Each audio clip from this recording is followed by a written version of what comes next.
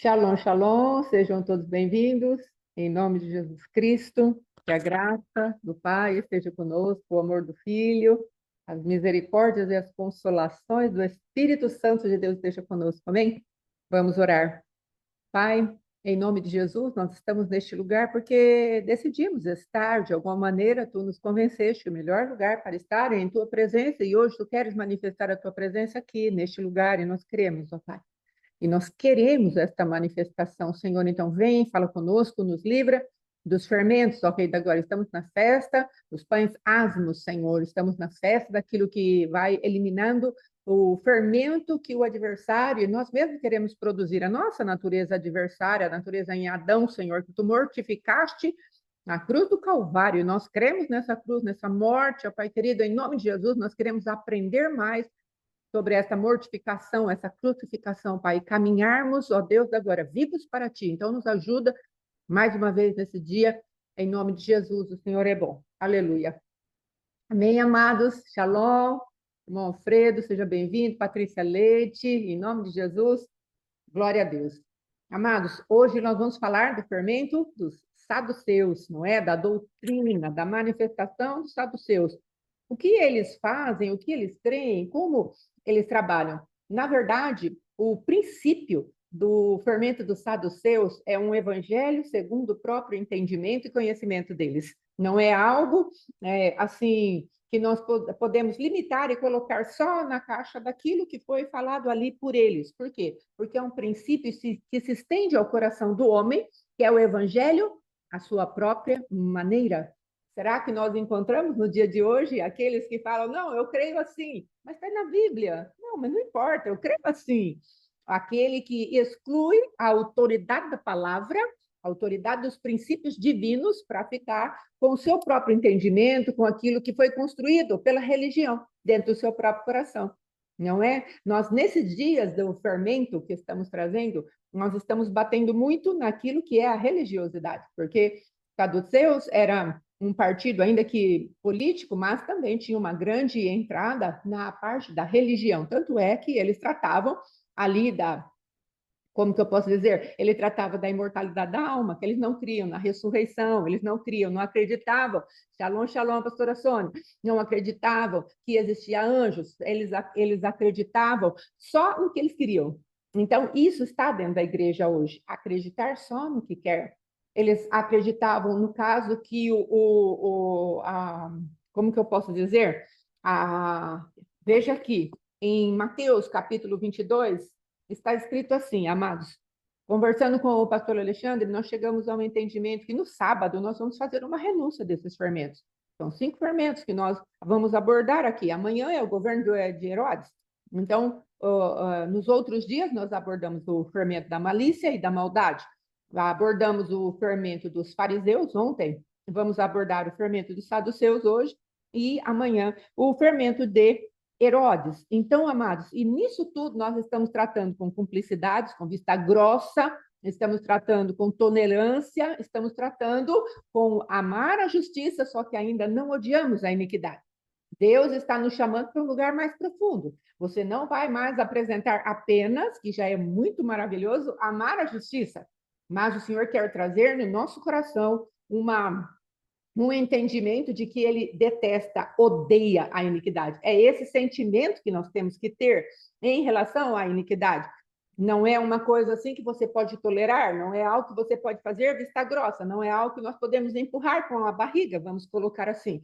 Então, se nós estamos vendo pecaminosidade, se queremos um evangelho de acordo com aquilo que é o nosso próprio conceito, se queremos uma visitação, onde a maldade ainda está no nosso meio, onde a malícia ainda está no nosso meio, é isso que é o fermento que Deus quer que nós venhamos a tirar. Estamos naquela linha de crescimento, numa ascendência, não é? Naquilo que o Senhor tem para nós. Ele quer que nós venhamos a crescer. A nossa linha, amados, não é estar no plano, no estático, aquela caminhada passo após passo. Não, a nossa caminhada é rumo aos céus.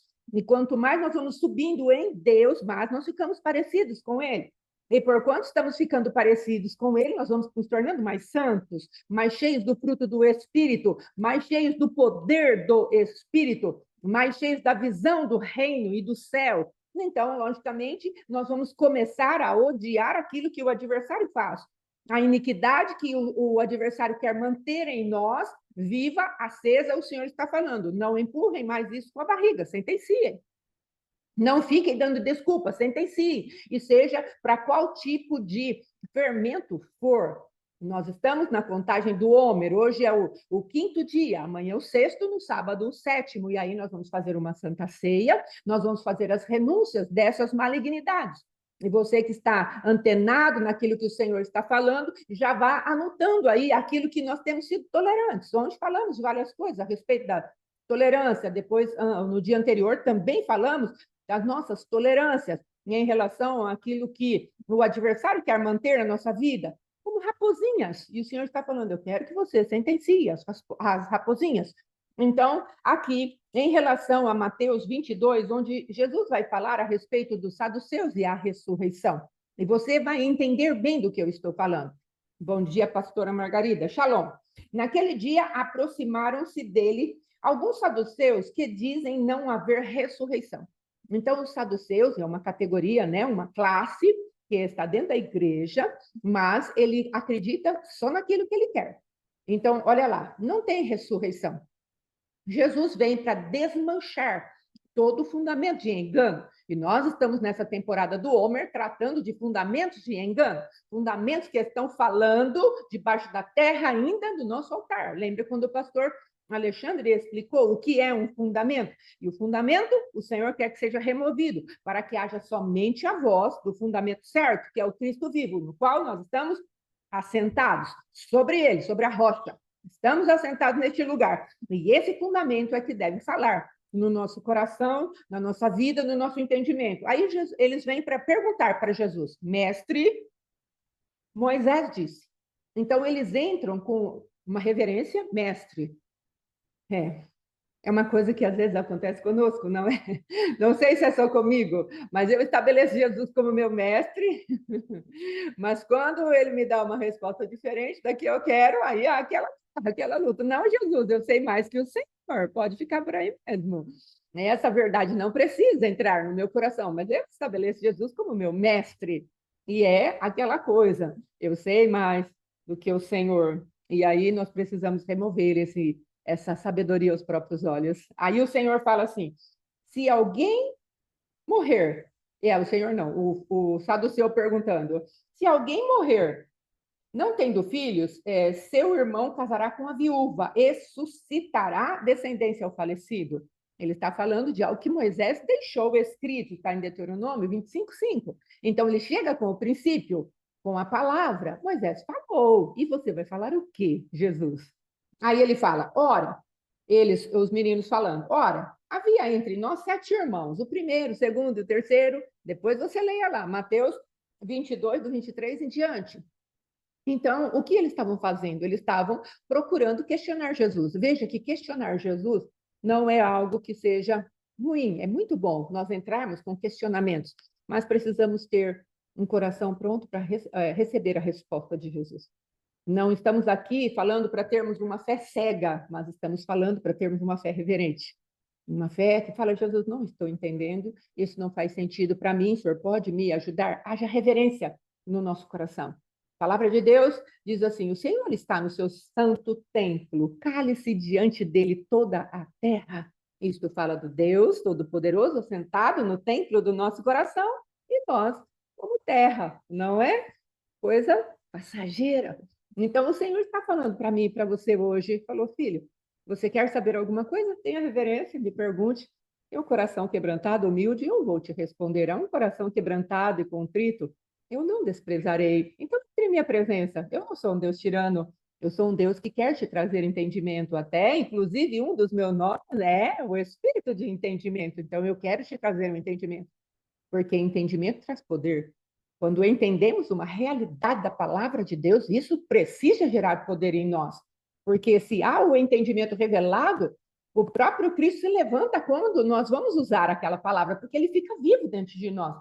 É um conceito que ele colocou no teu coração, que deixou de ser uma letra morta para ser algo vivo. E aí, quando eu vou usar esse conceito diante dos meus adversários, Cristo se levanta. Então, não tem por que termos medo de questionar a Deus, de magoar a Deus, de machucar a Deus com perguntas, com questionamentos. Nossa reverência e a nossa atitude de coração deve ser a humildade. E ele verdadeiramente não fugirá de nos responder aquilo que estamos perguntando. Mas um coração exaltado, um coração com malícia, como era o coração dos saduceus, só para provar que tinham razão, este Jesus vai responder ali de uma maneira muito enfática, não é? E de uma maneira também que venha despedaçar o jugo daqueles corações. Mas veja lá. Aí ele fala: ao terceiro sucedeu mesmo, eles morreram, com o terceiro até o sétimo. Então eles falam a respeito de uma mulher que estava no levirato, uma lei de sucessão de maridos até poder suscitar descendência ao primeiro marido. Aí eles falam: lá no céu, vai ser o marido dessa mulher? E aí Jesus dá a resposta exatamente para nós, que às vezes não temos entendimento nem da Escritura e nem do poder de Deus. Olha o que Jesus diz para eles. Vou pontuar a pergunta que os saduceus fizeram para Jesus. Portanto, na ressurreição, de qual dos 7 maridos ela será esposa? Porque todos a desposaram. Ou seja, aqui na terra, 7 casamentos. No céu, tem que ter 7 maridos. Negócio de ressurreição esquisito que é esse, não é? Eles estavam perguntando para Jesus. Aí respondeu-lhes Jesus: errais não conhecendo a Escritura nem o poder de Deus. E aí, amados, pense aí no teu coração. Qual é a palavra que Deus já tem te dado em relação aos princípios eternos que nós estamos com o entendimento errado? Nós estamos ainda com o entendimento da terra, achando que no céu é igual aquilo que é feito na terra. Olha, casou com um, com outro, com outro. E quando houver a ressurreição, ela vai ser esposa de quem? Então, o Senhor está falando, não faça os princípios da minha palavra como algo terreno. Faça isso. Deixe eu trazer a vida que há no céu. Shalom, Raquel. Shalom, irmão anjo. Deixe eu trazer os princípios que existem no céu para governar a terra. Não é a terra que governa o céu, mas o céu governa a terra. Então, Jesus foi bem claro, falou, você erra por não conhecer o poder da Escritura. Você erra por não conhecer a Escritura. Então, é isso que eu gostaria de pontuar, mais do que Jesus desbaratando a doutrina da ausência de ressurreição, mas pontuar onde Jesus vem e coloca o princípio da questão de não entendermos as coisas do céu. É porque ainda não nos debruçamos à Escritura, porque ainda não pedimos a revelação da palavra de Deus relacionada a alguns assuntos que não temos entendimento. Deus está falando, não se mantenha distante daquilo que eu quero trazer de revelação para você. Eu tenho um poder por trás da Escritura, e se há um poder, ele pode não estar evidente aos seus olhos. A Bíblia, para você que tem o meu Espírito, não pode ser um livro fechado, um livro de segredos, um livro onde você não entende. Não, a minha escritura precisa ser algo vivo para você. Então Jesus trouxe para ele, vocês não conhecem nem a escritura e nem o poder de Deus, porque eu sou Deus de vivos e não de mortos. E aí ele vai e explica o que é verdadeiramente a ressurreição. Eles pensavam que haveria casamento no céu como aqui na terra, e Jesus veio e falando, porque na ressurreição nem casam, nem se dão em casamento. São, porém, como anjos no céu. O que você está tendo de padrão aqui na terra não é o padrão do céu. Lá serão espíritos dos justos aperfeiçoados e não haverá essa manifestação. Você pode ter uma consciência do que é na terra, o que foi na terra, mas não haverá uma continuidade de casamentos, de laços familiares da maneira que vocês pensam. Lá eu vou fazer todos como anjos no céu. Não haverá esse tipo de manifestação. E aí ele fala, em primeiro lugar, ele desbarata aquilo que os saduceus estavam colocando como princípio da eternidade, não é? E aqui Jesus coloca o que verdadeiramente lá no céu não é da mesma maneira que é na terra. Há uma modificação. Então, a primeira coisa, ele fala isso. Aqui o princípio é diferente. Lá no céu do meu pai, o princípio é diferente. Observe, falando dessa maneira, são como anjos no céu. Não se casam, nem se dão em casamento. Aí ele fala o quê? E quanto à ressurreição dos mortos, não tende lidos que Deus vos declarou? Eu sou o Deus de Abraão, o Deus de Isaque e o Deus de Jacó. Ele não é Deus de mortos, e sim de vivos. Ouvindo isso, as multidões se maravilharam da sua doutrina. Do que ele estava falando? Primeira coisa, ele destruiu um conceito onde o homem pensou que no céu os relacionamentos seriam da mesma maneira. Jesus deixou claro, os relacionamentos lá são relacionamentos diferentes, são relacionamentos onde não há a manifestação do casamento em si, como é aqui na Terra. Um princípio foi quebrado ali. E o segundo princípio, eles não acreditavam na imortalidade da alma, não acreditavam em anjos, não acreditavam em vários fundamentos ali que o Senhor trazia. E aí Jesus fala para ele, vocês não acreditam em ressurreição, não é?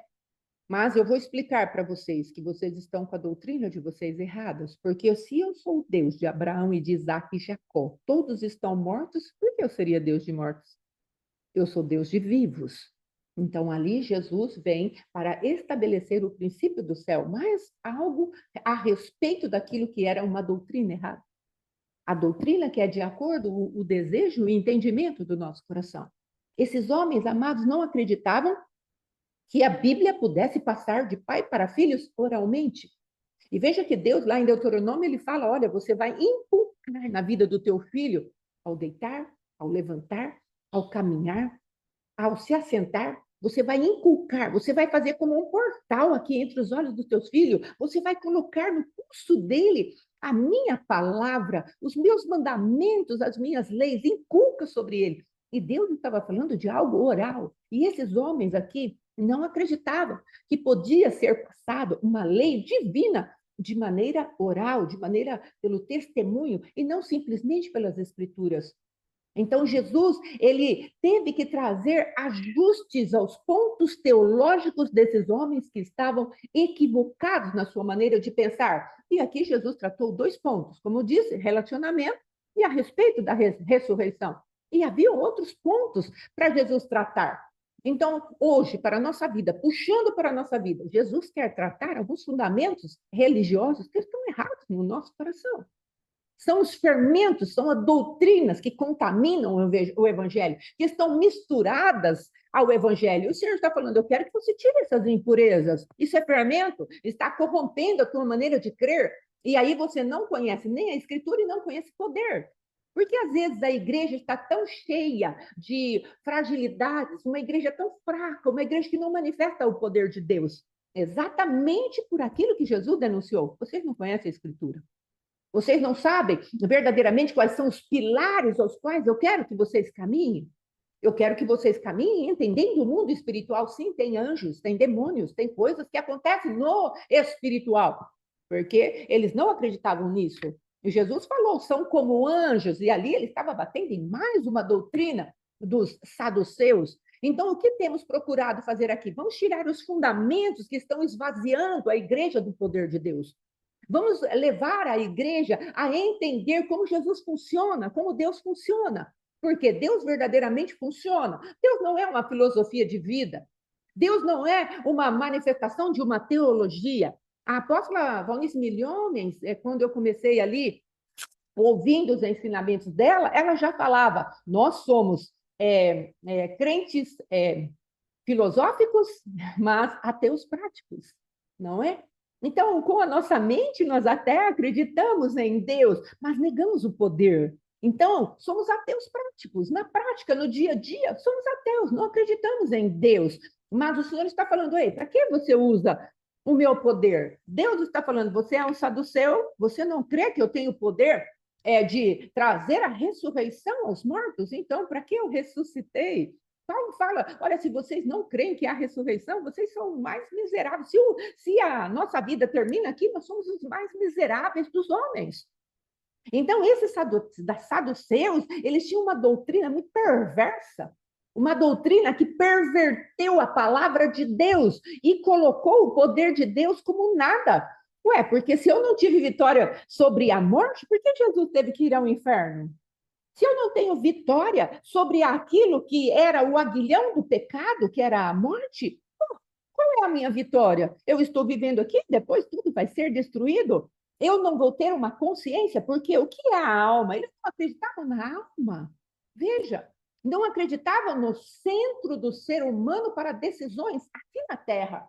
E depois que vai ser resgatada para o céu, a alma vai ser anexada, acoplada ao espírito recriado do homem. E eles não criam nisso, porque é na alma que se dão as decisões. O espírito se conecta com Deus, depois a alma tem que decidir. A alma, ela está incumbida de decidir as realidades nas quais ela vai acreditar. E esse povo não acreditava na existência da alma, acreditava até na existência da alma, mas não acreditava na imortalidade da alma. Então, era um povo que estava com o evangelho de acordo com o seu próprio umbigo. E o Senhor hoje, Ele quer que eu e você façamos uma checagem. Quais são as doutrinas que o Senhor tem falado para você? Abandone. Doutrina da religião. Ah, eu não creio que precisa de libertação? Não creio. Então, continue cativo. Ah, eu não creio que precisa de tudo isso. Continue cativo. Ou o evangelho ao qual você serve, dê conta de te livrar dos teus problemas. Simples. Jesus não falou para ele, olha, mude de evangelho. Eu estou falando que vocês estão errando. Errando por não conhecer nem as escrituras, nem o poder de Deus.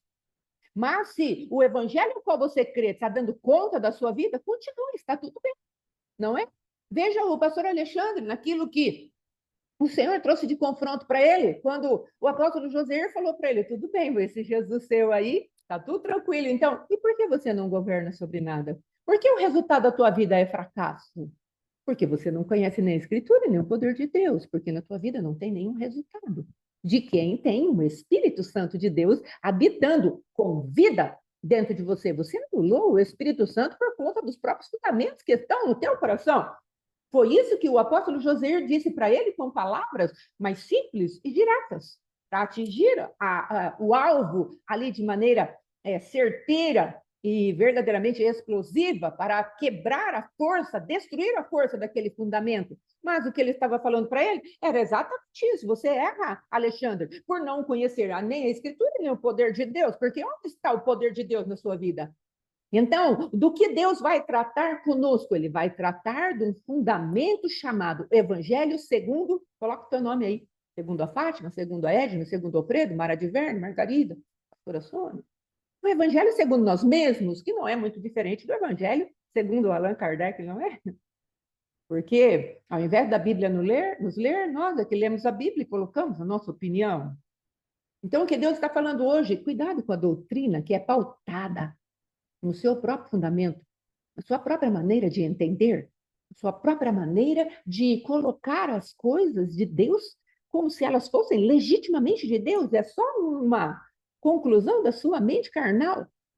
O Senhor está nos chamando, amados, para entrarmos no poder de Deus. E o poder de Deus, a palavra de Deus, lá em Efésios, fala que Deus exerceu em Jesus o poder de ressuscitar mortos. E é isso que ele deixou para a gente. Então, esse poder está à nossa destruição, porque qual é o último inimigo a ser vencido? Não é a morte? Então, Deus falou: olha, o último inimigo eu já venci, é a morte. Agora, vocês vão ficar nesse tipo de vida onde não há ressurreição dentro de vocês, vocês vão ficar imersos aí na sepultura, no Hades, no lugar de tormento e de dores, porque vocês fizeram o evangelho segundo o próprio entendimento de vocês? Ou vocês vão permitir que a minha escritura, a minha palavra viva, se movimente e traga algo para arrancar esse fermento perverso que a carnalidade, a semente de Adão, colocou em vocês e o adversário manipulando tudo isso. Então, o Senhor está nos chamando para uma consciência viva de que Ele é o Deus vivo, que Ele é um Deus que tem a sua escritura viva. Se nós permitirmos olhar para isso, amados, há um pouco de indignação no meu coração em relação a ver uma igreja perdedora. O Senhor fala que o adversário, ele dá as costas para nós. E nós não damos as costas para o nosso inimigo. E por que vemos a igreja fugindo? Normalmente não temos uma igreja que avance, no sentido de olhar para o adversário e falar: eu vou destruir você.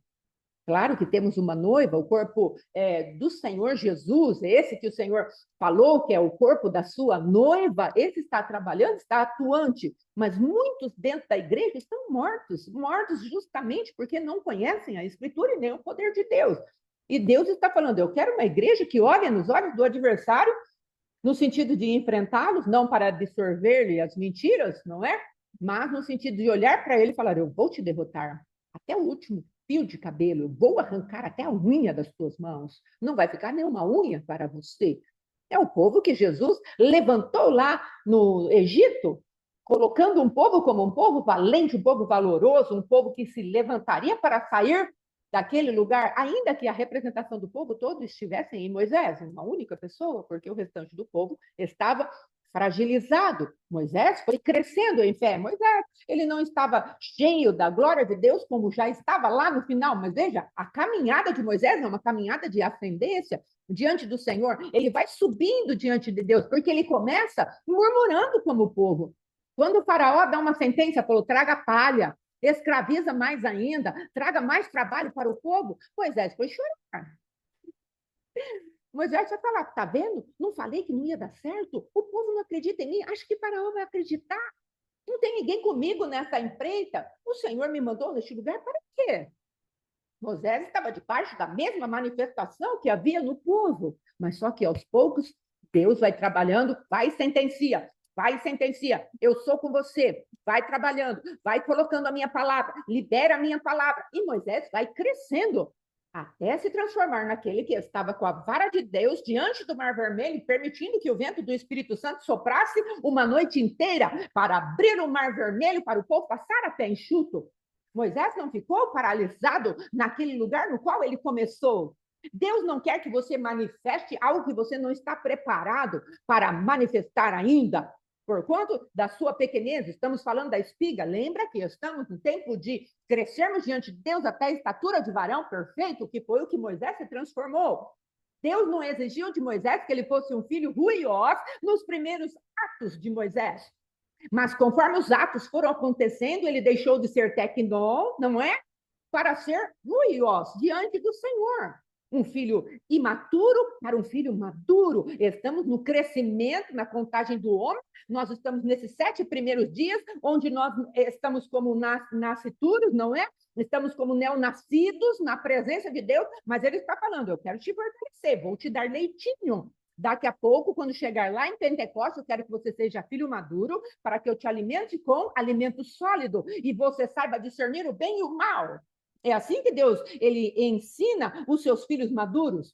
Discerna, por conta da experiência, saibam discernir o bem e o mal. Então, o Senhor ele está olhando para a sua igreja e falando, igreja, você vai crescer, você vai ficar madura. Igreja, hoje você tem uma semente, você é uma espiguinha que não tem tantos grãos assim, mas eu estou investindo e alimentando você. 7 primeiros dias. Então, eu estou te ensinando. Você tirou o fermento da carne, continue mortificando a sua carne. Depois desse aprendizado pleno de 7 dias, você já vai estar habituado. Opa, isso é fermento? Não quero.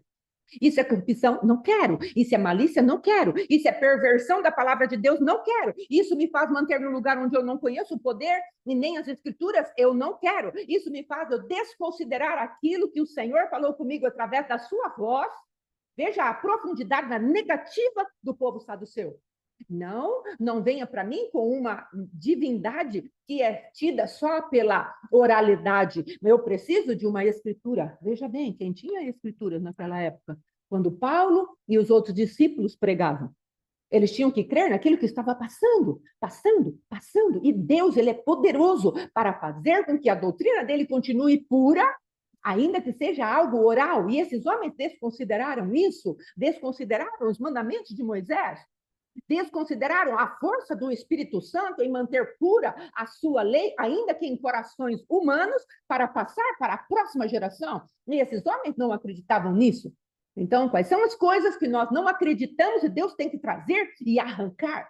Amanhã vamos falar do fermento de Herodes, o fermento da vaidade, o fermento como Nabucodonosor exerceu ali a vaidade, foi eu que construí. E Deus ele vai falar para nós, olha, eu quero que você seja manso e humilde de coração e vá descartando esse monte de fermento que eu estou sentenciando na sua vida. Continue crescendo. Eu sou um Deus de amor. Eu comecei a obra, eu quero terminar. E você? Então, amados, é isso que eu gostaria de trazer hoje.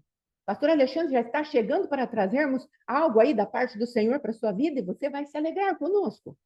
Mas eu quero trazer exatamente isso, uma conscientização do que estamos fazendo aqui, para não perdermos o fio da meada, para falar, nós estamos na contagem do Homer, não sei nem o que está acontecendo. Está acontecendo que o Senhor está batendo nos fundamentos que a carne colocou na tua vida e na minha vida, e Deus está falando, deixe isso.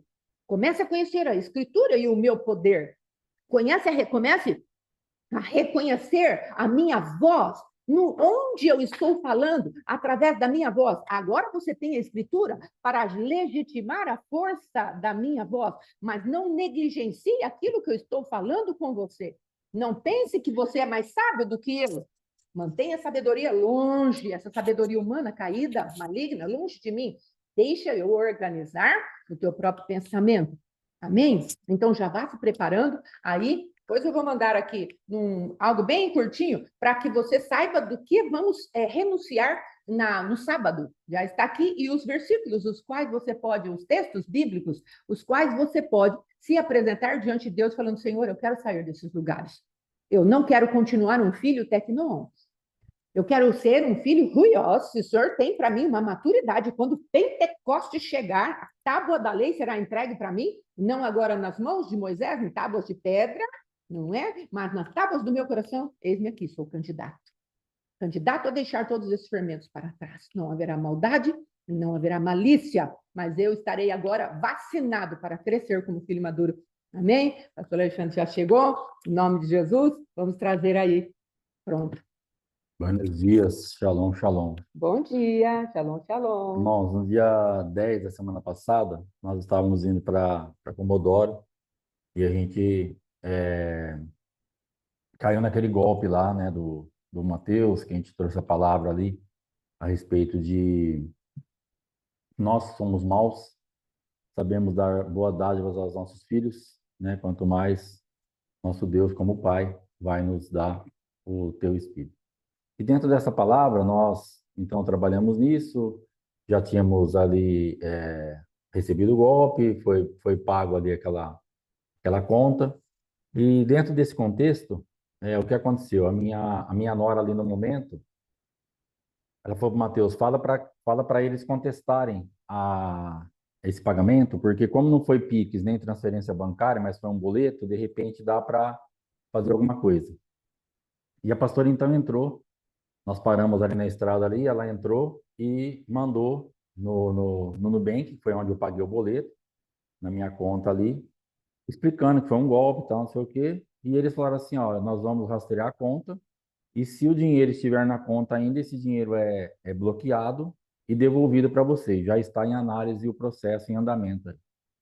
Aí passou o dia 10, dia 11 nós trouxemos essa palavra, e acho que foi dia 12, dia 13, né? Não lembro, sexta ou sábado, que o Senhor veio e eu pensando na palavra, nessas coisas, no que tinha acontecido, no dinheiro, porque acaba sendo, fica um bombardeio, porque o adversário ele é bem estratégico, ele não faz as coisas assim no aleatório, ele sabe exatamente o momento que ele precisa te atacar e me atacar para que aquele ataque seja o mais completo possível. E nós estávamos ali a poucas horas de Comodoro, estávamos indo ali para o nosso encontro dos filhos, para o nosso congresso, para algo que nós teríamos ali algumas coisas para fazer e vem uma coisa para tentar fazer o quê?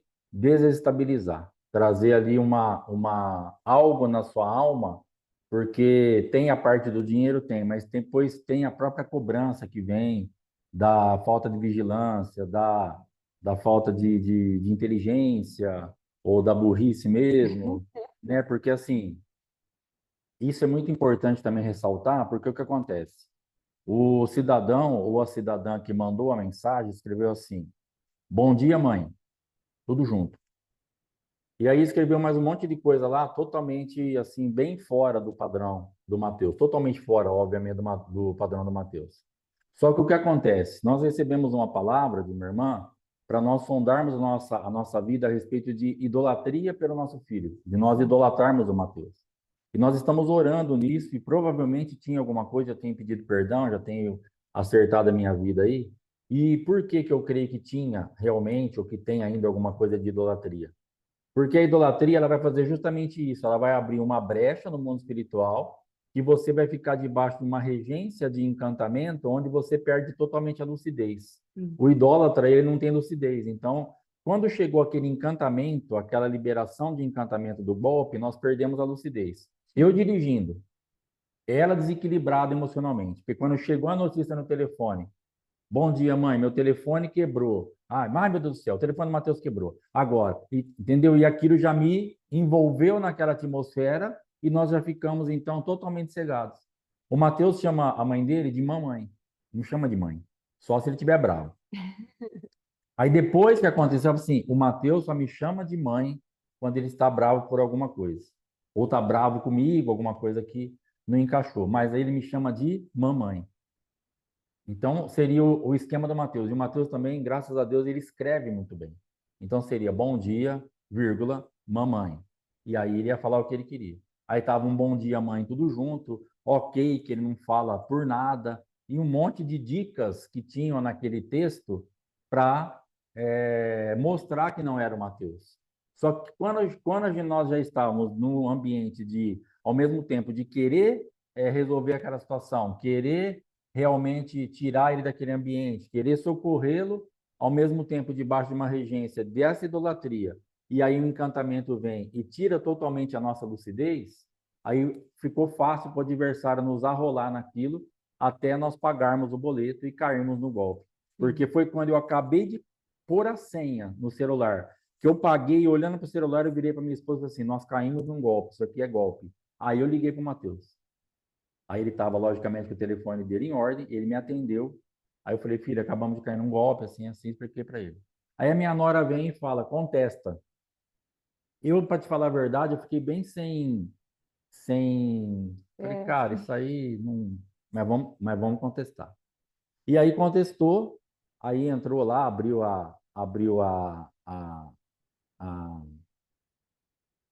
o negócio lá que tem que abrir lá para fazer, estava em procedimento, tá em processo lá. Uma chamada. E passado, aí passou o congresso e tudo, e ontem nós recebemos o dinheiro de volta.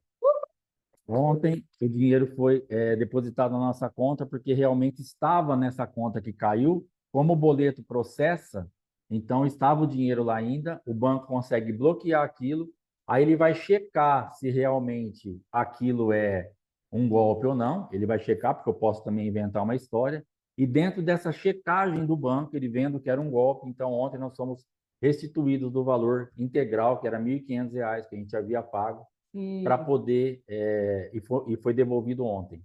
Amém. Então, dentro disso, o que eu quero falar? E na quinta ou na sexta-feira, eu estava meditando na palavra, que eu estava falando ali, e o Senhor falou comigo assim, que tinha aquela palavra, né, que o Senhor deu Jesus, tal, para fazer todas as coisas, e que eu também tinha dado o máximo que eu podia, pagar juros, fazer o que fosse para poder salvar ali o meu filho de uma situação. Dentro desse acontecimento, o que houve? O que Deus falou comigo na quinta ou na sexta-feira? Na sexta ou no sábado, eu não lembro. O que aconteceu ali? Ele falou assim para mim: eu dei meu filho sem reserva para fazer tudo o que tinha que fazer, mas ele está à minha direita, Aleluia. Ele está à minha destra, ele voltou. Aleluia. Então, dentro disso, o que eu entendi que Deus estava falando para mim? Você entregou, seu dinheiro foi, mas vai voltar. Porque você entregou, mas eu vou trazer isso aí de volta. Ele está, assim como na palavra que ele me deu, é uma palavra bem completa. Então, eu falei para minha esposa, assim, o dinheiro vai voltar. Ela falou assim, por quê? Eu falei, porque Deus falou comigo que Jesus está à destra dele. Esse dinheiro vai voltar. Amém. Então, ali eu fiquei descansado em Deus, porque eu tinha uma palavra. Então, a importância de você ter uma palavra, mesmo numa situação muito complicada, você pode executar juízo sobre isso. E nós fomos tão afrontados com isso, que nós estávamos numa temporada de juízo, saindo ali da Páscoa, indo para um congresso, e o adversário vem e fala assim, vocês não executam juízo em nada, acabaram de ser roubados. Então, o adversário, por isso que eu estou falando, ele tem o dia certo, ele tem o momento exato de fazer as coisas, porque ele quer nos trazer uma incredulidade, quer colocar esse fermento. Por o fermento da dúvida, o fermento do questionamento, será que vale a pena tudo isso? Estamos nos esforçando, fazendo, e toda aquela argumentação que o próprio adversário levanta para tentar nos desestimular e nos tirar da rota. Então, eu quero te incentivar dentro de situações que você pode ter caído numa fraude em qualquer área, em qualquer aspecto, dentro do casamento, dentro do ministério, dentro de qualquer relacionamento, você caiu num golpe, execute juízo. Amém. Busque uma palavra. Fala, Senhor, como que eu posso ser restituída disso? Como que eu posso ser restituído disso? Porque eu caí num golpe. Denuncia. Então, aquela expectativa realmente de uma restituição através do banco era bem ínfima dentro de mim, porque eu falei, cara, isso aqui o cara já recebeu, já sacou, já era. Mas nós fomos lá Aleluia. e fizemos ali o que a minha nora orientou. E graças a Deus que foi assim que Deus operou. Mas Deus poderia ter nos restituído de outra maneira também. Mas graças a Deus que foi dessa maneira. A nossa semente, e que eu falei aqui, não era uma semente só nossa, era uma semente de dízimo, de oferta. Tinha uma parte daquela oferta, o cara não tem noção do que ele mexeu. A pastora Fátima tinha ganho R$ 200 de presente de uma irmã para gastar na Shein, que estava na minha conta. E junto com os 1.500 foi os duzentão da Shein dela. Eu falei, ó, os duzentão da Shein. Ela falou, o quê? Os duzentão da Shein tá lá? Não. Logicamente que a gente ia comprar o negócio do presente para ela, mas estava lá. Aí o cara mexeu na semente da Shein, irmão. Não, vai dar problema para ele. Ela falou, não, mexeu no meu macacão, no meu vestido, sei lá o que ela vai comprar. Não, semente da Shein, não. Aqui não, não vem não. E aí foi ali, entendeu? Então tinha semente ali, dinheiro que a gente ia pagar, logicamente, os nossos compromissos, as nossas coisas, e tinha os duzentão da Shein também. Muito importante essa parte. Então, de repente, tem uma coisa para você que é muito importante, que é um mimo, que a pessoa te honrou tanto, porque é uma honra. A pessoa pegou, ela não mandou uma oferta, um dízimo, algo que normalmente a gente faz, porque, entre aspas, é a nossa obrigação. Mas esses R$ 200 da Shein, que nada.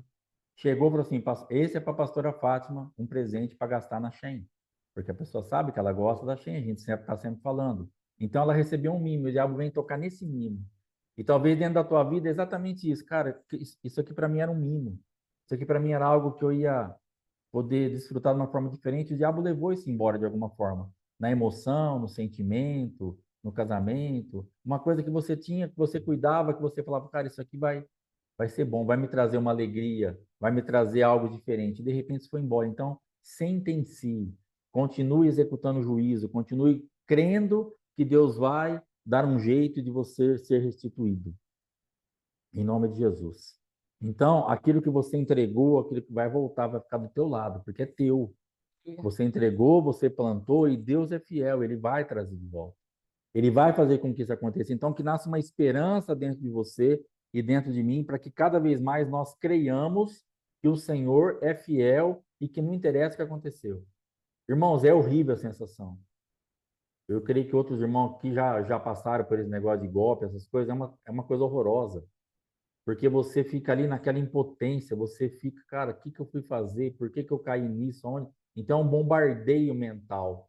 Você tem que ficar lutando. Você está indo para uma coisa muito forte que nós estávamos indo fazer. Nós precisávamos estar bem na mente, bem na alma, bem em todas as áreas, para a gente entregar o que a gente tinha que entregar, receber o que a gente tinha que receber. Então, era um momento, assim, muito decisivo na nossa vida, muito crucial na nossa vida ministerial, na nossa vida espiritual, na nossa vida como ministro, como filho de Deus, como filho do apóstolo Éder, era tudo envolvido ali. Então, o adversário vem para tentar fazer o quê? Tirar o foco, a distração.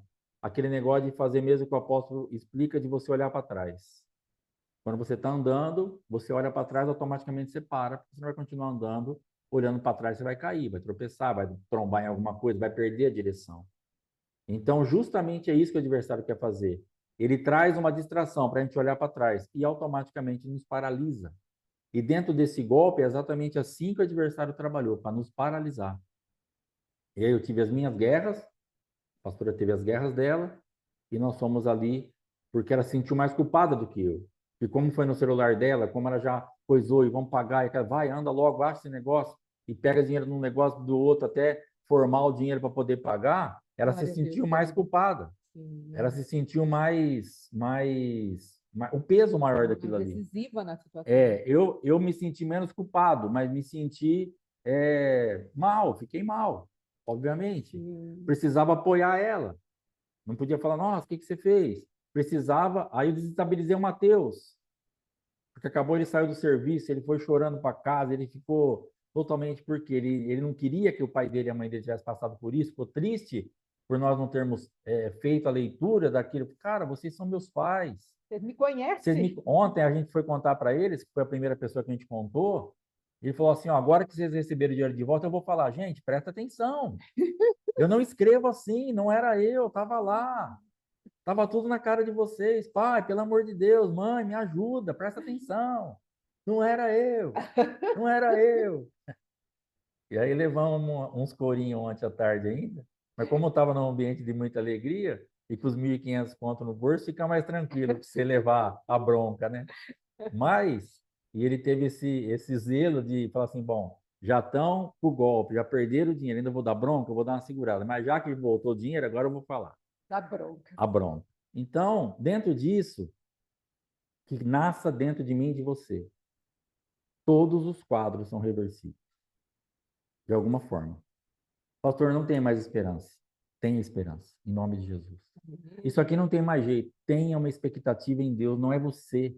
Não é o que você tem de recurso, não é quem você é, mas é Ele. Irmãos, tem uma saída, tem um jeito de nós acessarmos alguma coisa em Cristo, porque tudo foi feito nele. Tem uma resposta para você, tem um jeito. Em nome de Jesus. Então, eu quero te abençoar para que você creia nisso, para que você descanse, para que você tenha a ousadia de nascer dentro de você uma expectativa. Eu vou atrás disso, então. Pastor, já tinha dado como perdido, para mim já era, mas eu vou atrás. Vá atrás.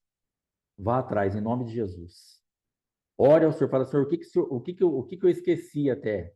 O que para mim ficou tão longe, tão distante, tão sem expectativa, que para mim eu nem lembrava mais. Me faça lembrar. O Espírito Santo vai te fazer você lembrar daquilo que você não tem a mínima noção do que você poderia ter isso de volta, ser restituído nisso, e o Senhor vai te dar de novo. Então, te abençoo para que você entre nesse entendimento, para que você se entregue nisso. Quero agradecer aqui as orações, quero agradecer.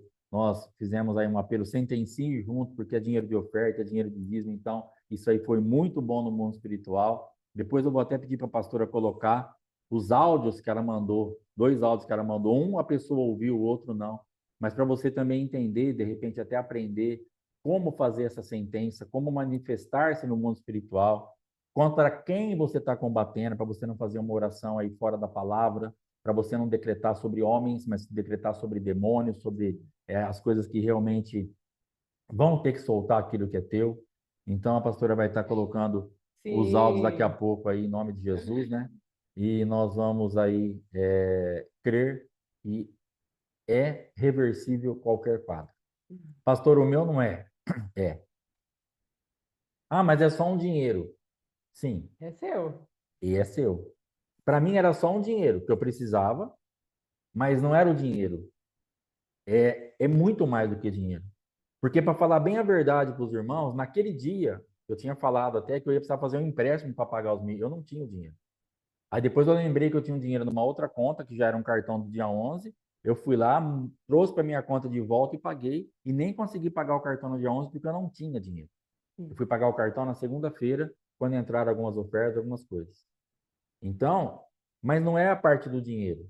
Só que dentro desse dinheiro, os R$ 1.500, a gente iria absorver rápido isso. Graças a Deus, está tudo bem. A gente ia passar por isso sem esse dinheiro e daqui a pouco as coisas iam estar normalizadas. Mas o problema é a implicação espiritual que tem nesse assunto. É atrás disso que você tem que ir. Ah, eu não vou atrás não, porque foi só um dinheiro lá que emprestaram, tá bom, já passou, já absorvi, minha vida financeira já tá... Não estou falando para você ir atrás de dinheiro, estou falando para você ir atrás de uma execução de juízo contra uma manifestação que foi do diabo na sua vida. Não é dinheiro, mas é você reverter para que o adversário saiba quem você é nessa terra. Para que você saiba quem Deus é a teu favor. Para que você saiba que você pode sim sentenciar um adversário. Isso aí é uma questão de ter uma fé crescida, de ter uma robustez na vida cristã, de se tornar mais forte, mais lúcido, mais realmente avivado. Isso é um avivamento. Isso é algo que vai nos visitar para falar, cara, eu tenho um Deus por mim. Aleluia. Existe um Deus no céu que olha por mim. Céu, que olha por nós. Então é importante que você saiba disso. É importante que eu saiba disso. É importante que você entenda que esse Deus está ocupado das nossas causas. E que não é só por causa de R$ 1.500, ou R$ 10.000, ou R$ 100, mas um sentimento seu que foi roubado, o Senhor quer te sarar. Uma emoção sua que foi abalada, o Senhor quer te restituir. Aleluia. Algo que para você, você levou um golpe. Quantas irmãs levaram um golpe dos seus maridos? Dentro de casa. Alguém que era para proteger, que era para amar. Esses dias nós pegamos esse avião de Cuiabá para Campinas, nem lembro que dia que a gente veio, e a moça passou mal. Meu Deus. Tava minha esposa, eu, aí o corredor, ela e o marido. E a moça começou a passar mal antes de decolar. Aí a moça veio e falou assim, a senhora prefere descer? Não, eu vou ficar. Só que eu tô com vontade de vomitar. Aí foi atrás do saquinho lá e tal. Aí, de repente, o marido, não, a outra pessoa gritou assim, o rapaz de trás estava com ela assim, traz o saquinho logo que ela já está segurando. Quando eu olho de lado, a moça está assim, olhando para minha cara assim, de lado, faz assim. Falei, nossa, vai gorfar em cima de mim. Falei, sangue, moça, pelo amor de Deus, né? Pensei, vira para lá, gorfa no marido, gorfa no banco. Mas se ela abre a boca ali, era em cima de mim o negócio. Mas beleza, né? Tava orando por ela, abençoando, o Senhor tem misericórdia. Chegou o saquinho, vomitou. E sabe o que o marido fez por ela na viagem inteira? Nada. Absolutamente nada. O rapaz de trás perguntou para ela, a moça da melhor falou o nome lá. Ele disse assim, sei lá, tá lá. Que ela estava no banco, assim, a viagem inteira no banco. Ela foi para a janelinha e ficou no banco, assim. Sei lá, deve estar orando, deve estar fazendo alguma coisa, sei lá como é que ela está. Não relou a mão, não falou uma palavra, não perguntou se estava melhor. No celular o tempo todo. No celular, como se nada tivesse acontecendo. E a mulher ali com a pressão baixa, vomitando, sei lá o que ela estava passando. E a gente orando, eu orando, minha esposa orando, sei lá se mais gente estava orando. E o marido nada. Quantas vezes eu fiz isso para minha esposa? Nada. Está vomitando? Pressão baixa? Como que ela está? Não sei, deve estar orando lá. Aquilo ali era a minha vida, e muitas vezes. E que você pode ter passado por isso. E isso aí o Senhor quer te restituir. Disso aí o Senhor quer te curar. Curar uma memória. Deus quer sarar a tua memória, uma memória ferida. Que está nesse ambiente, você nem lembra disso, mas aquilo ainda tem um fundamento, que nós estamos tratando de fundamento nesses dias, ainda tem um fundamento dentro de você que traz sempre esse ambiente que você está sempre desprotegida, sempre abandonada. E talvez agora você já tenha até um marido, ou o teu marido já mudou. Mas a pastora tinha dado testemunho lá, luta ainda até hoje para entrar em ambientes de proteção, de amor, de eu estar do lado dela por causa de tanto fundamento que foi colocado, de abandono, de rejeição, de perseguição, de não estar nem aí. Então precisa remover esse fundamento. E isso é uma restituição. É disso que eu estou falando para você ir atrás. Uma emoção que foi tão abalada, no dia que você precisava tanto de uma palavra, de uma mão no ombro assim, amor, você está melhor? Só isso que a gente estava esperando. Porque não tinha muito o que ele fazer também. Porque se ele tivesse que vomitar, ia vomitar no saquinho. Descer não dava porque ela ia cair, estava alto. E, então não tinha o que fazer. Mas só uma mão. Ou ficar com a mão no ombro. Dá para fazer um monte de coisa. Entendeu? É disso que eu estou falando. Mas você não teve essa mão no ombro. Você teve um negócio assim, vai para lá, não fica perto de mim. Se você for vomitar, vomita perto de mim, longe de mim. Não quero ver, não quero saber. Vomita, vai dormir, levanta. Problema seu. Então, isso pode estar dentro de você, como marido, como esposa, como ovelha, como mãe, como pai. Filhos que ferem demais os pais. Pais que renunciaram quase tudo na vida. Pais que renunciaram a viagens, renunciaram tempo sozinho, o pai com a mãe para estar com o filho. Coisas. Irmãos, a gente vê assim, entregas absurdas de pais, porque nós somos pais. E, de repente, esse filho não está nem aí com você. Está nem aí. Aquela roupa que você ia comprar, mas você olha e fala assim, não, vou comprar para o meu filho primeiro. Eu vou comprar para minha filha primeiro. E compra o sapato, e compra a roupa, e compra o material escolar. e compra uma comida determinada que o filho mais gosta, você está sempre em segundo, em terceiro plano, vai ficando para trás, porque são os filhos. Isso não está errado. Uma renúncia, uma entrega, algo que nós temos que fazer. Só que quando vem a ingratidão, como eu ouvi esses dias atrás de um jovenzinho, vontade de bater nele foi enorme, mas não posso fazer isso. Mas a vontade é grande. Conversando, aí ele estava trabalhando, fazendo um bico no lugar, aí ele falou assim, gastei 300 e poucos reais na loja de roupa. Falei para ele assim, doeu? Assim, dói, né? Ficar 12 horas em pé por dia para gastar tudo, rapidinho nas roupas.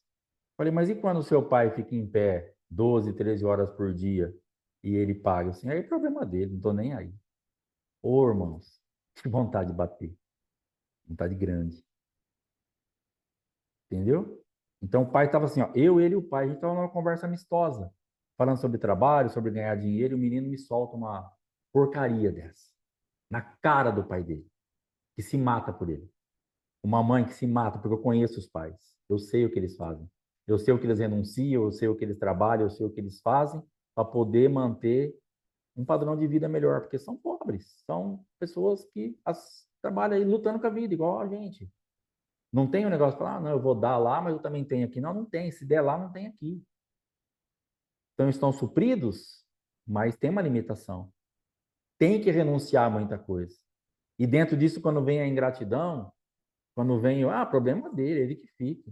Tem obrigação de fazer isso. Dói demais.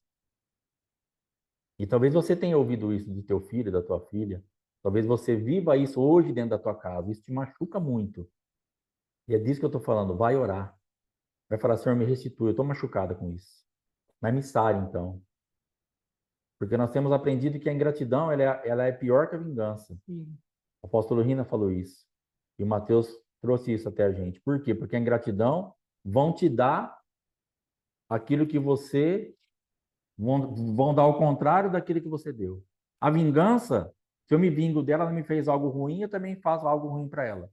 Não é para fazer, mas está mais ou menos. Ela me deu um tapa do outro. Agora ela me ama e eu dou um tapa. Ingrato. Aí é ingratidão. E é pior que a vingança. Porque você não espera aquilo. O que eu esperava ouvir? Falei, cara, eu reconheço. Vou dar mais valor, eu vou trabalhar mais, eu vou arrumar outro serviço agora, vou continuar trabalhando para poder aliviar com meu pai. Era isso que eu esperava ouvir daquele menino. Forte. Pensa um menino forte. Mas não foi aquilo que eu ouvi. Eu ouvi um problema dele. Aí eu não tô nem aí que ele fica 12, 14 horas em pé para gastar os 300 e poucos reais na minha roupa. Muito triste. Então, dentro desse quadro de ser triste, essas tristezas, machucaduras estão dentro de você, vai até o Senhor para que Ele te restitua. Vá até o Senhor para que Ele te traga uma palavra. Eu não estou falando que você fez errado de abrir mão, de fazer esse sacrifício pelo teu filho, porque é o que nós fazemos. Só que o que foi errado, a resposta que nós recebemos. E é isso que te feriu. De repente, assim, pastor, eu não me arrependo de ter feito isso. Não, tudo bem. Eu concordo com você. Eu não me arrependo de ter feito aquele pagamento para o Mateus, se fosse para o Mateus, né? Eu me arrependo de ter caído num golpe, ou de não ter visto aquilo. Mas muitas coisas que eu abri mão também pelo meu filho, não me arrependo em nada. Graças a Deus que ele é grato. Aleluia. Mas se ele fosse ingrato, era isso que eu estava falando. O Mateus, em todas as etapas da vida dele, Deus dá um jeito da gente ajudar. Todas as etapas. Porque há uma vontade na nossa vida de fazer isso. Porque até agora, por último, no trabalho dele, para comprar um negócio que ele precisava, a gente ajudou.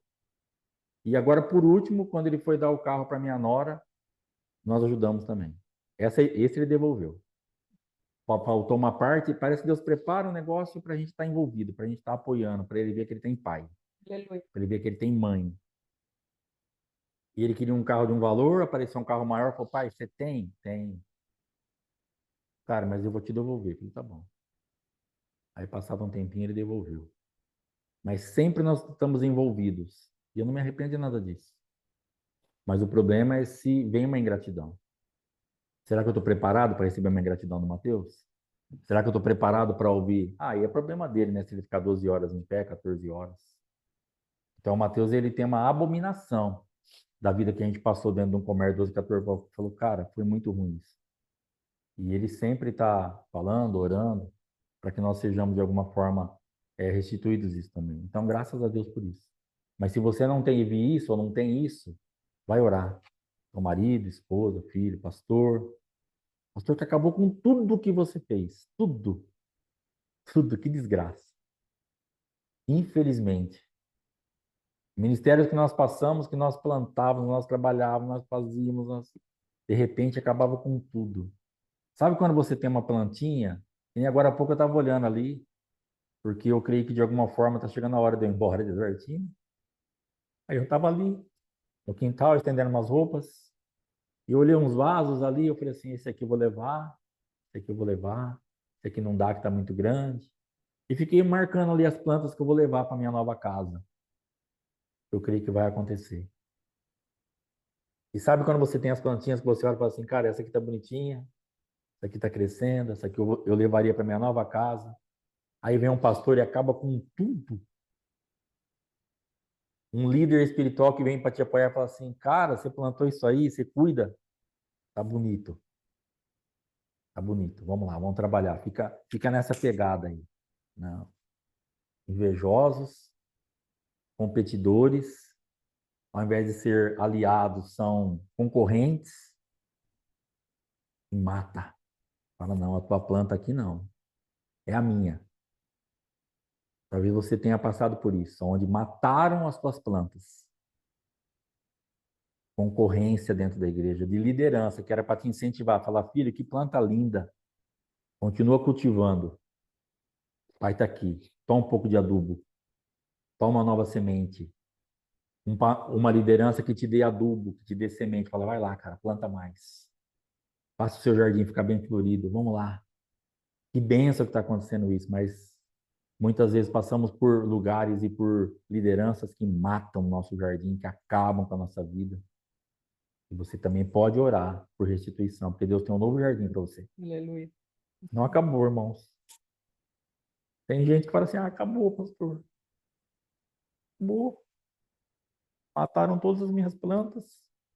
Só tem uma terra seca. Não acabou. Aleluia. Não acabou. Te abençoo para que, em nome de Jesus, você volte a florescer. Aleluia.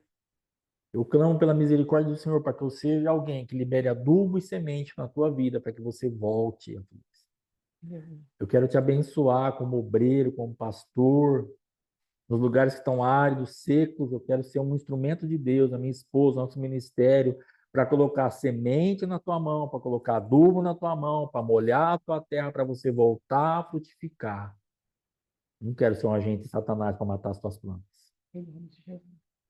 Eu quero ser um agente de restituição na tua vida, para ver o teu jardim florescer novamente. Então vai buscar isso. Está disponível para você no mundo espiritual. Em nome de Jesus. Amém? O Senhor te abençoe, em nome de Jesus Cristo. Amanhã a pastora Fátima, então, vai estar trazendo aí o fermento do senhor Herodes. E vamos ver o que Deus faz. Amém? Bom dia, shalom. Fala, Glória a Deus. A pastora vai estar encerrando. amém. Falar só algumas coisinhas que Deus falou comigo. Eu deixo para falar amanhã cedo, mas hoje eu quero te deixar uma palavra. Estamos em tempo de restituição. Nós saímos do Egito com 430 anos de escravidão pagos. Preste bem atenção nisso. Para sair do Egito, Deus pagou o seu povo pelo Aleluia. tempo da escravidão. Não deixe ninguém roubar isso. Você já saiu dos ambientes, você já saiu da terra do Egito e da casa da servidão. Não se comporte mais como escravo. Vá atrás. Uma vez a missionária Geni falou, tem uma porta de graça sobre a vida dos pastores. Vamos entrar debaixo dessa porta. Tem uma porta de restituição nas nossas vidas. Entre por essa porta. Amém. Vá buscar o que o adversário tem falado para você que você não tem direito. Você tem direito. Em Cristo Jesus, ele é o Cordeiro Pascual. Amém? Ele já decretou juízo contra o adversário e fez o adversário dar as coisas e nos expulsar da terra. Entre nessa mentalidade de Deus. Algumas pessoas me procuraram, eu estou me sentindo mal, meu corpo está assim, está assado, cozido, frito. Eu falei, isso é manifestação do Satanás para te roubar a semente da vitória. Isso é sintoma, não é a realidade espiritual. Lance fora os sintomas. O adversário quis, através dos sintomas, nos roubar, mas ele já tinha sido executado. Então, Deus, por conta da firmeza com a qual nos manifestamos depois que caímos no encantamento, ficamos lúcidos, imediatamente tomamos posição diante daquilo que aconteceu, a ponto de Deus levantar alguém para nos trazer uma orientação da terra para que fôssemos plenamente restituídos. Amém? E amanhã eu dou o resto do testemunho aí da minha parte, não é que Deus falou algumas coisas comigo, para nós sabermos que se o adversário vem para roubar, como diz a palavra de Deus, se Satanás, como que é? Mais tem Deus para dar do que Satanás para roubar. Amém? Em nome de Jesus. Amanhã eu falo minha parte para não estender muito. Shalom, shalom. Fique nessa graça, nessa porta de restituição que está aberta. Não apenas por minha causa e do pastor, que estamos sendo testemunhos vivos disso, mas porque é assim que Jesus executou ali na cruz do Calvário. Amém? Fiquem com Deus. Shalom, shalom. Até amanhã, 7h30, querendo Deus. Shalom, shalom. Shalom, Deus abençoe.